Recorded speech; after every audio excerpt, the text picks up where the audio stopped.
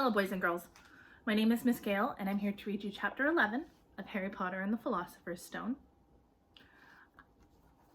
A quick recap. So, in the last couple of chapters that we read, Harry was introduced to a few different things. He met Snape, who is the potions master and who seems not to like him very much. He got into a fight with Malfoy. Malfoy stole Neville's Remember-All and threw it, and Harry jumped on a broom and was able to catch it. And so rather than punishing him, Professor McGonagall, who is the head of his house, took him to a boy who was the head of their Quidditch team and said, this kid is amazing, you should have him on your team. So he went and he learned all about Quidditch from the boy named Wood. And there was also a troll that snuck into Hogwarts, and Harry and Ron got into some trouble trying to save Hermione from the troll, but rather than letting the boys go down for that, Hermione took the blame herself, and so now she's kind of solidified her friendship with the boys. So, Chapter 11 is titled Quidditch. As they entered November, the weather turned very cold. The mountains around the school became icy gray, and the lake like chilled steel. Every morning, the ground was covered in frost. Hagrid could be seen from the upstairs windows defrosting broomsticks on the Quidditch pitch, bundled up in a long moleskin overcoat, rabbit fur gloves, and enormous beaverskin boots. The Quidditch season had begun. On Saturday, Harry would be playing in his first match after weeks of training. Gryffindor versus Slytherin. If Gryffindor won, they would move up into second place in the house championship.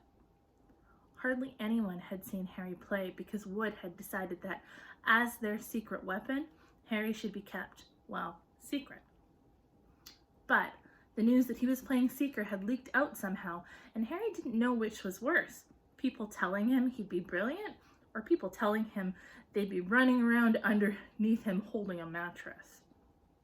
It was really lucky that Harry now had Hermione as a friend. He didn't know how he'd have got through all of his homework without her. What with all this last-minute Quidditch practice Wood was making him do. She had also lent him Quidditch Through the Ages, which turned out to be a very interesting read.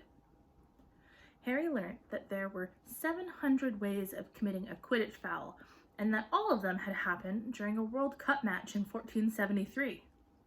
That Seekers were usually the smallest and fastest players, and that most serious Quidditch accidents seemed to happen to them. That although people rarely died playing Quidditch, referees had been known to vanish and turn up months later in the Sahara Desert. Hermione had become a bit more relaxed about breaking rules since Harry and Ron had saved her from the mountain troll, and she was much nicer for it. The day before Harry's first Quidditch match, the three of them were out in the freezing courtyard during break, and she had conjured them up a bright blue fire which could be carried around in a jam jar. They were standing with their backs to it, getting warm, when Snape crossed the yard. Harry noticed at once that Snape was limping. Harry, Ron, and Hermione moved closer together to block the fire from view. They were sure it wouldn't be allowed. Unfortunately, something about their guilty faces caught Snape's eye. He limped over. He hadn't seen the fire, but he seemed to be looking for a reason to tell them off anyways. "What's that you've got there, Potter?" It was Quidditch Through the Ages. Harry showed him. "Library books are not to be taken outside the school," said Snape.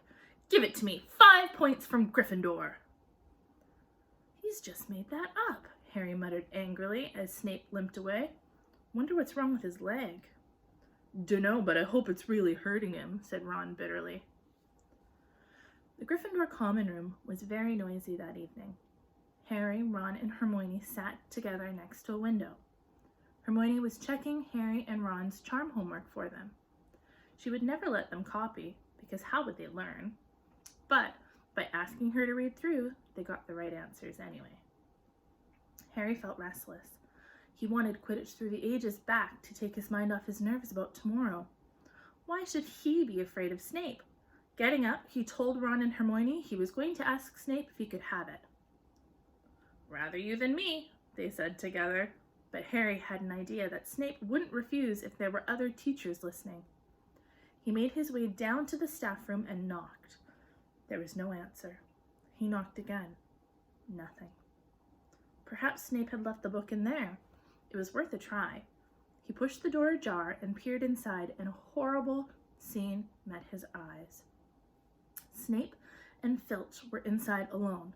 Snape was holding his robes above his knees. One of his legs was bloody and mangled. Filch was handling Snape's bandages. "Blasted thing," Snape was saying. "How are you supposed to keep your eyes on all three heads at once?" Harry tried to shut the door quietly, but "Potter!" Snape's face was twisted with fury as he dropped his robes quickly to hide his leg. Harry gulped. I was wondering if I could have my book back." "Get out! Out!" Harry left before Snape could take any more points from Gryffindor. He sprinted back upstairs. "Did you get it?" Ron asked as Harry joined them. "What's the matter?" In a low whisper, Harry told them what he'd seen. "You know what that means," he finished breathlessly. "He tried to get past the three-headed dog at Halloween. That's where he was going when we saw him. He's after whatever it's guarding, and I bet my broomstick he let that troll in to make a diversion." Hermione's eyes were wide. "No, he wouldn't," she said. "I know he's not very nice, but he wouldn't try and steal something from Dumbledore. Not when Dumbledore was keeping it safe." "Honestly, Hermione, you think all teachers are saints or something," snapped Ron. "I'm with Harry. I wouldn't put anything past Snape. But what's he after? What's that dog guarding?" Harry went to bed with his head buzzing with the same question. Neville was snoring loudly, but Harry couldn't sleep. He tried to empty his mind. He needed to sleep. He had to. He had his first Quidditch match in a few hours. But the expression on Snape's face when Harry had seen his leg wasn't easy to forget. The next morning dawned very bright and cold.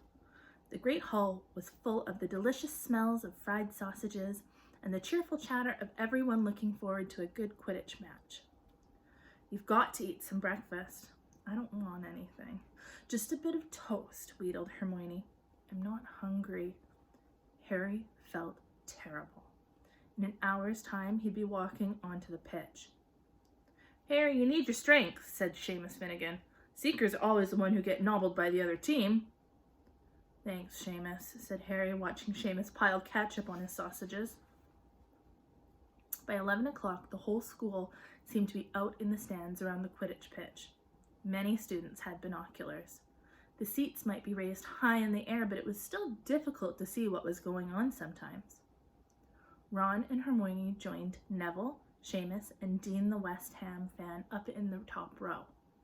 As a surprise for Harry, they had painted a large banner on one of the sheets Scabbers had ruined. It said "Potter for President," and Dean, who was good at drawing, had done a large Gryffindor lion underneath. Then, Hermione had performed a tricky little charm so that the paint flashed different colors. Meanwhile, in the changing room, Harry and the rest of the team were changing into their scarlet Quidditch robes. Slytherin would be playing in green. Wood cleared his throat for silence. "Okay, men," he said. "And women," said Chaser Angelina Johnson. "And women," Wood agreed. "This is it." "The big one," said Fred Weasley. "The one we've all been waiting for," said George. "We know Oliver's speech by heart," Fred told Harry. "We were on the team last year." "Shut up, you two," said Wood. "This is the best team Gryffindor's had in years. We're going to win, I know it." He glared at them all as if to say, "Or else." "Right, it's time. Good luck, all of you."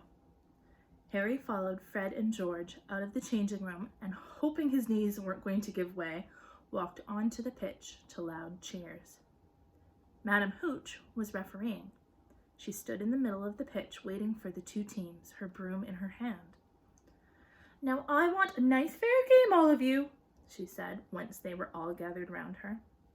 Harry noticed that she seemed to be speaking particularly to the Slytherin captain, Marcus Flint, a 6th year. Harry thought Flint looked as if he had some troll blood in him. Out of the corner of his eye, he saw the fluttering banner high above, flashing Potter for president over the crowd. His heart skipped. He felt braver. "Mount your brooms, please."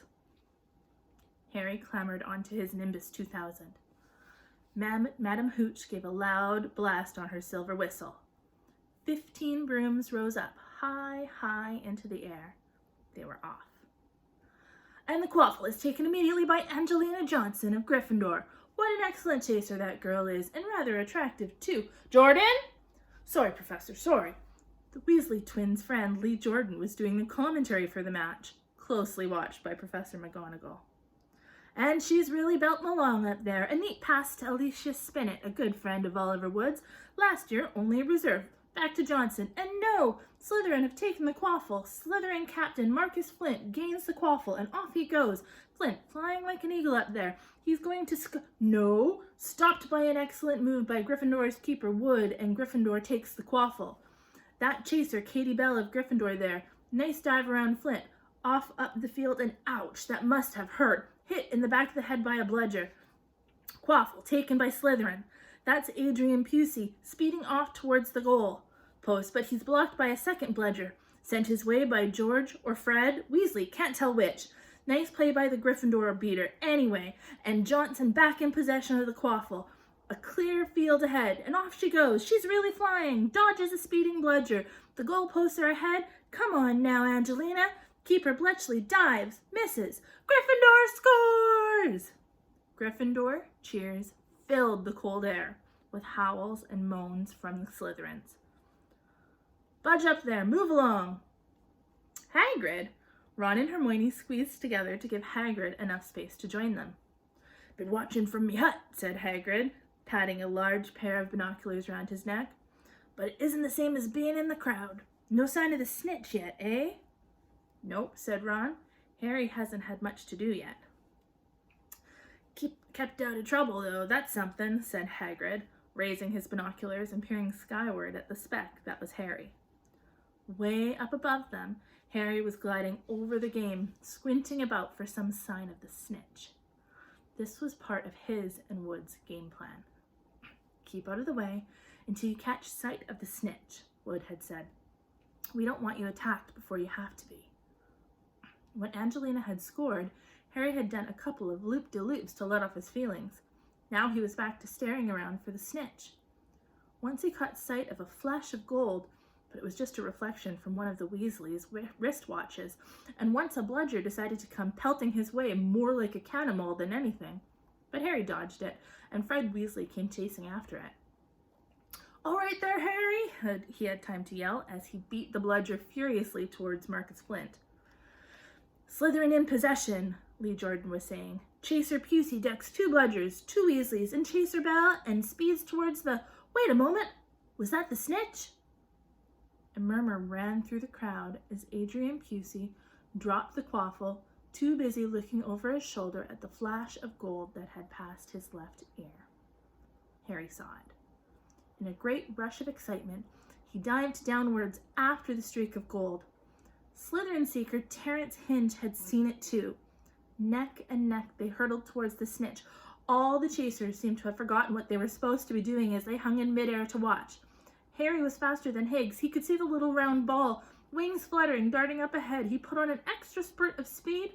Wham! A roar of rage echoed from the Gryffindors below. Marcus Flint had blocked Harry on purpose, and Harry's broom spun off course. Harry holding on for dear life. "Foul!" screamed the Gryffindors. Madame Hooch spoke angrily to Flint and ordered a free shot at the goalpost for Gryffindor, but in all the confusion, of course, the golden snitch had disappeared from sight again. Down in the stands, Dean Thomas was yelling, "Send him off, ref, red card!" "Oh, this isn't football, Dean," Ron reminded him. "We can't send people off in Quidditch. And what's a red card?" But Hagrid was on Dean's side. "They ought to change the rules. Flint could have knocked Harry out of the air." Lee Jordan was finding it difficult not to take sides. "So, after that obvious and disgusting bit of cheating, Jordan," growled Professor McGonagall, after that open and revolting foul, Jordan, I'm warning you." All right. Flint nearly kills the Gryffindor seeker, which could happen to anyone, I'm sure. So a penalty to Gryffindor taken by Spinnet, who puts it away, no trouble, and we continue play. Gryffindor still in possession." It was as Harry dodged another bludger, which went spinning dangerously past his head, that it happened. His broom gave a sudden, frightening lurch. For a split second, he thought he was going to fall. He gripped the broom tightly with both his hands and knees. He'd never felt anything like that before. It happened again. It was as though the broom was trying to buck him off, but Nimbus 2000s did not suddenly decide to buck the riders off. Harry tried to turn back towards the Gryffindor goalpost. He had half a mind to ask Wood to call timeout, and then he realized that his broom was completely out of his control. He couldn't turn it. He couldn't direct it at all. It was zigzagging through the air and every now and then making violent swishing motions which almost unseated him. Lee was still commentating. "Slytherin in possession. Flint with the quaffle. Passes Spinnet. Passes Bell. Hit hard in the face by a bludger. Hope it broke his nose. Only joking, Professor. Slytherin score. Oh no." The Slytherin were cheering. No one seemed to have noticed that Harry's broom was behaving strangely. It was carrying him slowly higher away from the game, jerking and twitching as it went. "Dunno what Harry's thinking he's doing," Hagrid mumbled. He stared through his binoculars. "If I didn't know better, I'd say he's lost control of his broom. But he can't have." Suddenly, people were pointing up at Harry all over the stands. His broom had started to roll over and over with him only just managing to hold on. Then the whole crowd gasped. Harry's broom had given a wild jerk, and Harry swung off it. He was now dangling from it, holding with only one hand. "Did something happen to it when Flint blocked him?" Seamus whispered. "Can't have," Hagrid said, his voice shaking. "Can't nothing interfere with a broomstick except powerful dark magic. No kid could do that to a Nimbus 2000. At these words, Hermione seized Hagrid's binoculars, but instead of looking up at Harry, she started looking frantically at the crowd. "What are you doing?" moaned Ron, grave-faced. "I knew it," Hermione gasped. "Snape, look!" Ron grabbed the binoculars. Snape was in the middle of the stands opposite them. He had his eyes fixed on Harry and was muttering non-stop under his breath. "He's doing something, jinxing the broom," said Hermione. "What should we do?" "Leave it to me." Before Ron could say another word, Hermione had disappeared. Ron turned the binoculars back on Harry. His broom was vibrating so hard it was almost impossible for him to hang on much longer. The whole crowd were on their feet, watching, terrified, as the Weasleys flew up to try and pull Harry safely onto one of their brooms. But it was no good. Every time they got near him, the broom would jump higher still. They dropped lower and circled beneath him, obviously hoping to catch him if he fell. Marcus Flit seized the quaffle and scored 5 times without anyone noticing. "Come on, Hermione," Ron muttered desperately. Hermione had fought her way across to the stand where Snape stood and was now racing along the row behind him.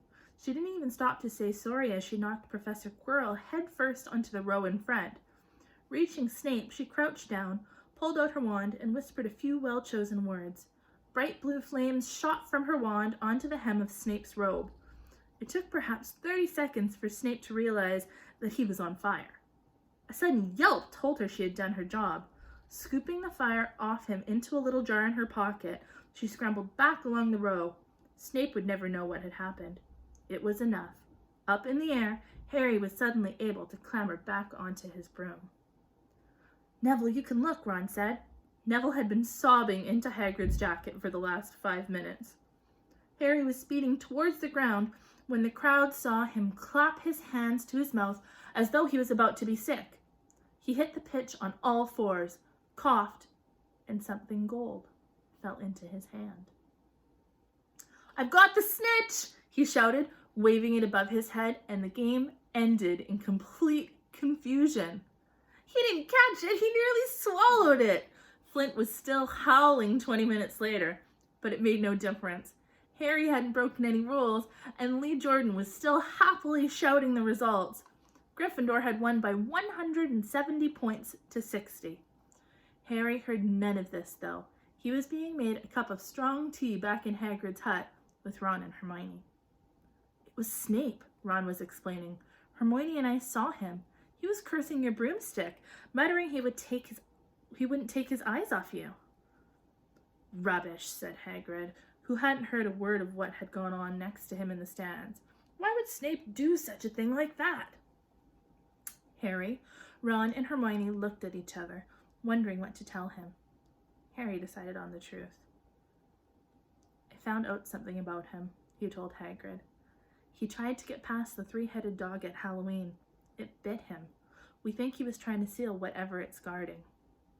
Hagrid dropped the teapot. How do you know about Fluffy? He said. Fluffy? Yeah, he's mine. Bought him off of a Greek chappie I met in the pub last year. I lent him to Dumbledore to guard the... Yes, said Harry eagerly. No, don't ask me any more, said Hagrid gruffly. That's top secret, that is. But Snape trying to steal it. Rubbish, said Hagrid again. Snape's a Hogwarts teacher. He'd do nothing of the sort. So why did he just try and kill Harry? Cried Hermione. The afternoon's events certainly seemed to have changed her mind about Snape. I know a jinx when I see one, Hagrid. I've read all about them. You've got to keep eye contact, and Snape wasn't blinking at all. I saw him. I'm telling you, you're wrong, said Hagrid hotly. I don't know why. Harry's broom acted like that, but Snape wouldn't try and kill a student. Now listen to me, all three of you. You're meddling in things that don't concern you. It's dangerous. You forget that dog, and you forget that it's what it's guarding. And promise that between Professor Dumbledore and Nicholas Flamel... Aha, said Harry. So there's someone called Nicholas Flamel involved, is there? Hagrid looked furious with himself. And that is the end of chapter 11. So, I would like for you to design for me your own Quidditch team banner. So, if we were to go to a Quidditch game right now, maybe I was on Gryffindor, maybe I was in Hufflepuff, maybe I was in Slytherin, you would see these big banners that people could hold up to cheer for their team. And I would like you to design a Quidditch banner. It can be for any team you choose. So you can decide which house you would like to create a banner for. And I'd like you to take a picture for me of you holding your banner up like you are at a Quidditch match cheering on your favorite team. Okay? Take a picture of yourself, post it to Fresh Grade. All right? I will talk with you soon.